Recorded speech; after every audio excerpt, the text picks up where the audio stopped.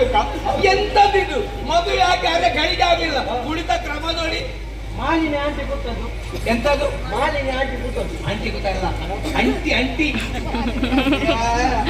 ನಿಮ್ಮ ಮಗಳು ಸಣ್ಣವಳು ಬಹಳ ಜೋರಿದ್ದಾರೆ.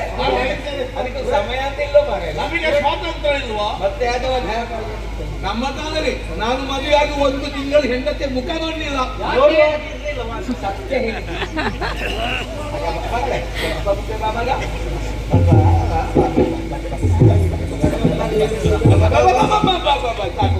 ಅಲ್ಲಿಂದ ಮುಂದೆ ಹೋಗ್ಬೇಡಮ್ಮ. ನಾಳೆ ಊರವರೆಲ್ಲ ಹೇಳ್ತಾರೆ ಮಾಲಿನಿ, ಜಾಲಿನಿ, ಗೂರಿನಿ.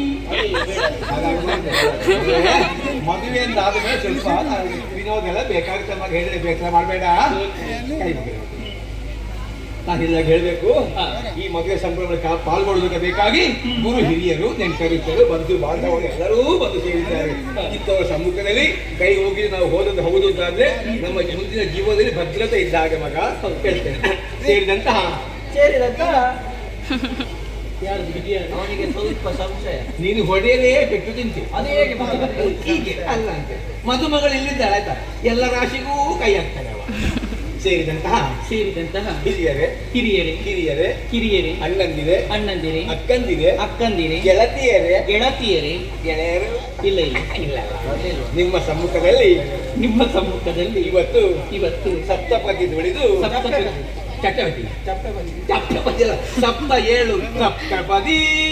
ಇದು ಸಪ್ತಪದಿ ತುಳಿದು ಸಪ್ತಪದಿಯನ್ನು ತುಳಿದು ದಾಂಪತ್ಯ ಜೀವನಕ್ಕೆ ಕಾಲಿಡುತ್ತಾ ಇದ್ದೇನೆ. ದಾಂಪತ್ಯ ಜೀವನಕ್ಕೆ ಕಾಲಿಡುತ್ತಾ ಇದ್ದೇನೆ. ಈ ಸುಸಂದರ್ಭದಲ್ಲಿ ಇನ್ನು ಮುಂದೆ ನಮ್ಮ ಜೀವನದಲ್ಲಿ ಯಾವುದೇ ಒಂದು ರೀತಿಯ ಎಡರು ತೊಡರುಗಳು ಬಾರದ ಹಾಗೆ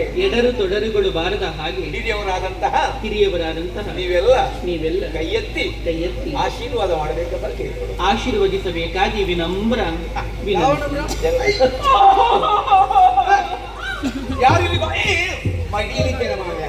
ಯಾರು ಬಾವಿಗೆ ಬಿದ್ದರೆ ಅಳ್ತಾ ಇದ್ದಾರೆ. ಅದು ಮೊದಲೇ ಹೋಗಿದ್ದಮ್ಮ. ಏನಮ್ಮ ಇದು? ತಾಯಿ ಮಗಳು ಇಬ್ಬರು ಅಳುತ್ತಾ ಕಣ್ಣೀರು ಹಾಕುತ್ತಾ ಕುಳಿತದ್ದು ಹೌದು. ಆಗದೆ ಕಾರ್ಯಕ್ರಮ ಮುಂದೆ ಸಾಗುವುದಾದ್ರೂ ಹೇಗೆ? ಏಕಮ್ಮ ಅಳುವೆ, ಏಕಳುವೆ. ಹೌದು, ನುಂಗುದೆ.